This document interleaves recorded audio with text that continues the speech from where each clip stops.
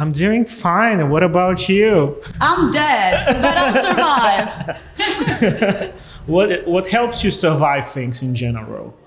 I don't know, maybe it's some kind of batteries that I get from the upper world. God gives me powers all the time to survive this thing, because touring, especially that particular touring, playing every night, being on a bus, trying to get some hotels here and there, being a woman around men, so that plays a role. Yeah, how's that for you? Like, you're in a very specific demographic group of men. Like, how's that for you? Oh my God, they call it a sausage fest. What can I say? It's just what it is. And you just have to, sometimes accept things and sometimes require things and sometimes, impose things.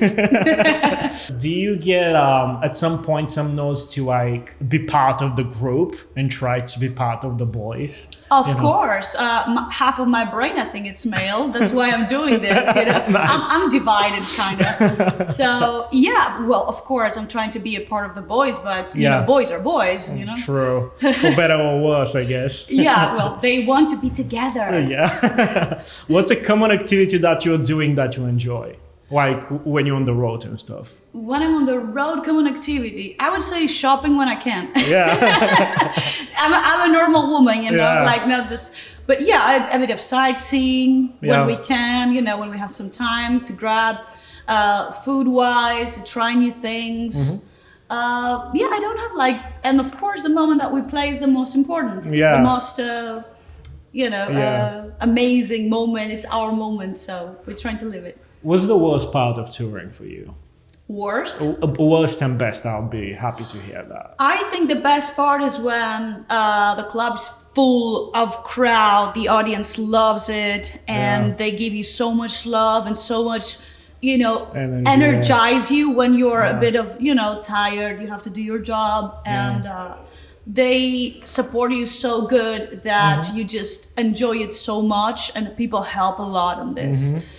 The worst is when you see some random dudes yawning. I must say, I don't know. Does this happen a lot? No, but the worst thing I can say is that when we don't have our own privacy, and we like our own privacy, everybody likes their own privacy, and you just have to be around people nonstop, talking. Obviously, I just like to wake up in the morning and get my coffee quietly. But thanks for that.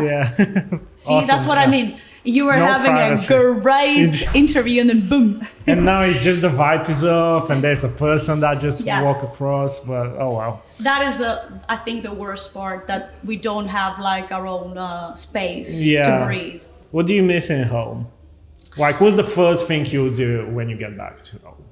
Actually, I will get back to home the day after tomorrow because we play Athens. Nice. I miss my snake Diamond, so the first thing I'm going to do is just check if he's okay. Nice. I don't think that my mom is a good breeder, Snake, that's a very interesting choice for a pet. Yeah, cool. I wanted to film Mistress of the Night, my new single, 2.5 years ago. Yeah. And I wanted just a pet, an exotic pet. And I saw him standing there alone, quiet, cute. And, I said, why don't keep it? Sure, makes sense. He was white and cute and nice. And I said, okay, I can't resist that. Nice. How did your love for heavy music and alternative music started in general? I consider myself a musician, meaning that I can play multiple styles. I can play pop, R&B, metal, rock. But I think my goal and my focus is on metal. Because I think that my voice, well, at least I have been told that my voice has something special. They always assign me the most difficult songs. I think there's a reason for that. Because I can deliver, I can deliver the difficult songs, I guess. And that's what makes me a little bit stand out from other singers in this. Yeah. And what is the aspect of music you would say that connects you and develops the strongest bond for you with music? What got you into wanting to do that and knowing that you want to do that? In the metal business, Ronnie James Dio. That is the answer for me, You know that in this country you have the statue also, right? Yeah, see? I think that's my godfather. I don't know where he is now. He's watching. I guess he is. Because I find that, things in life are not coincidences. I got invited by Wendy Dio in Los Angeles to perform already twice with all of the stars, Doug Aldrich and Brian Tichy, and there were like multiple rock stars there. Richie Colgan was there. We were all having fun. But I don't consider it a coincidence. I still believe that there are things connecting in the universe, and the reason why I'm playing this music, and the reason why I have been here for so long existing, is something that heart beats, something inside. Yeah. What is, I guess, the most exhilarating aspect of creating music for you? The thing is that when I write songs, I like to be with someone around me to get inspired, someone to tell me a joke, someone to tell me some weird story about their life so I can get inspired and write that song. And most of the times it doesn't happen because I'm alone, in a studio, and it's so boring. But at the same time, I go like, okay, I don't want to write now. Let's just order pizzas, and just or do something else irrelevant. And when we get that feeling to write music, I start doing it. I mostly like orchestrations because music-wise, I think music has come to an end, meaning that everything has been played. Music is not endless. It's just, it's a few notes. It's not more. True. And the combinations are limited. Exactly. So, and the combos and the sounds and the music styles, everything has been played. Yeah. So the thing is that my secret is the vocal melodies and the orchestrations. Yeah, that's nice. So. Would you say that you are mostly interested and you are getting more satisfaction from writing or performing or both? Or is there like a specific aspect of the music activity that you feel the closest to? I think it's kind of similar because the moment that I perform and I'm doing my thing with my outfits and the crowd and everything, it's just give me so much energy and so much dopamine at the same time. But on the other hand, when I write something so smart that I believe that no one has done it before, I get the same feeling, even though I'm alone or I'm with a lot of people around. To me, it's the same feeling. Nice. And what would you say is like the most difficult experience that you had as part of your career? Being stopped by men. Oh, wow. Does this happen? You didn't like that, don't you? No one expected that. It's a male-dominated world. Yeah, well.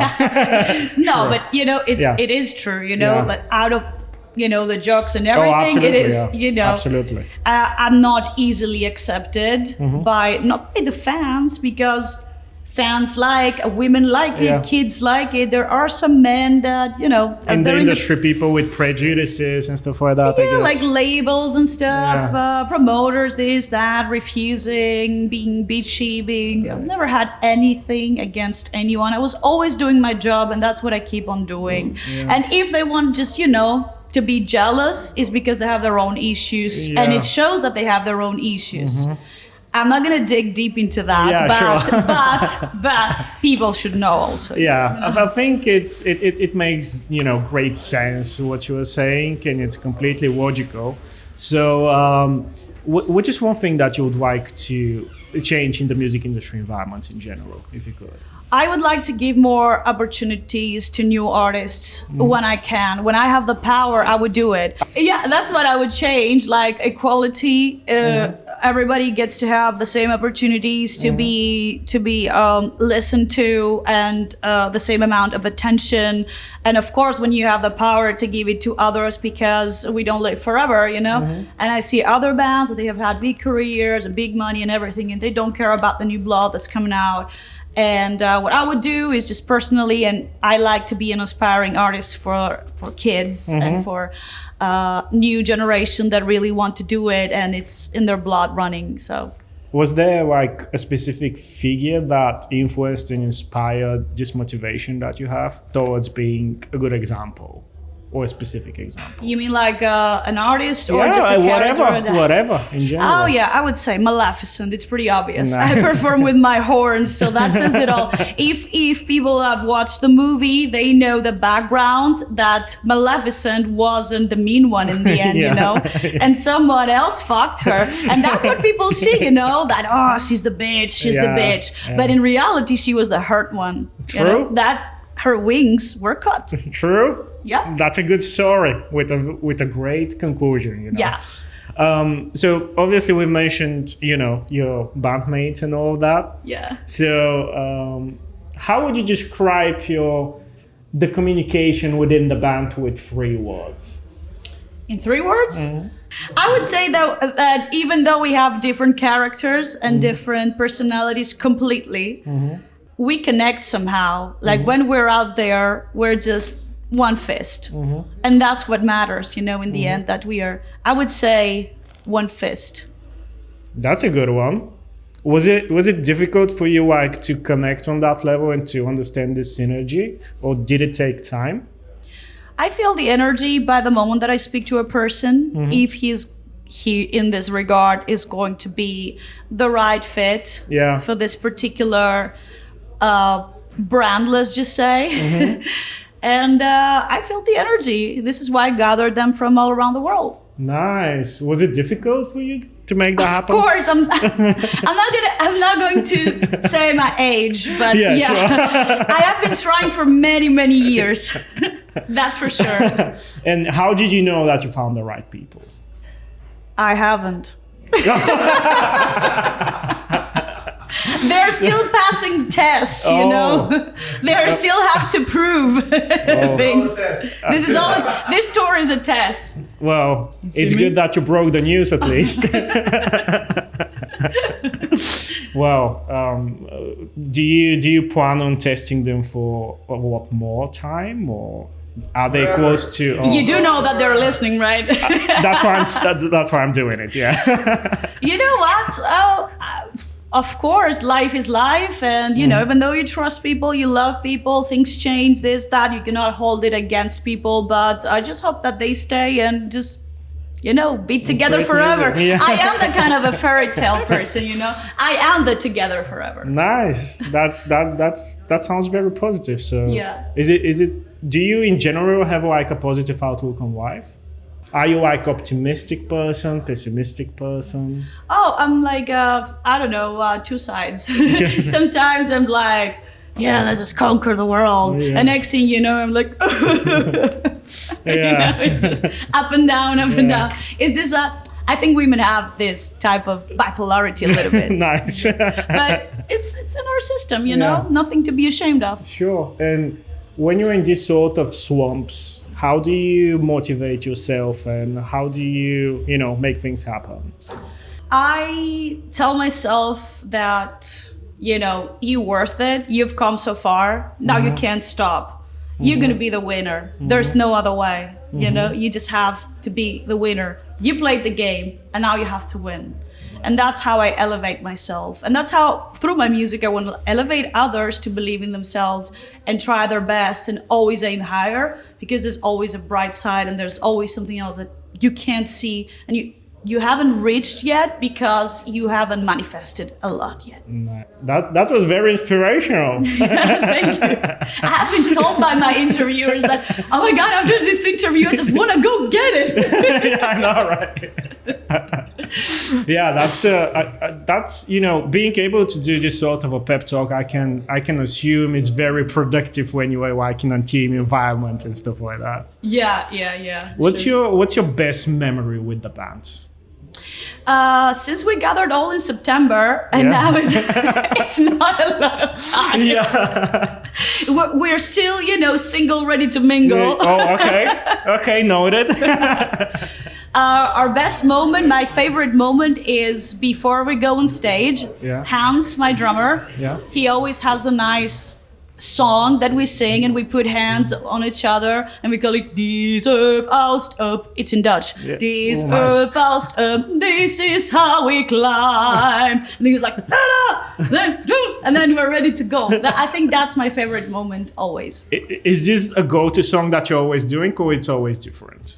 Oh, it's this song. Oh, nice. Hans started it, so. Nice. Yeah. So it's like a part of the routine It at is this part, stage. yeah. I think this is the moment where we get the most connected. Nice.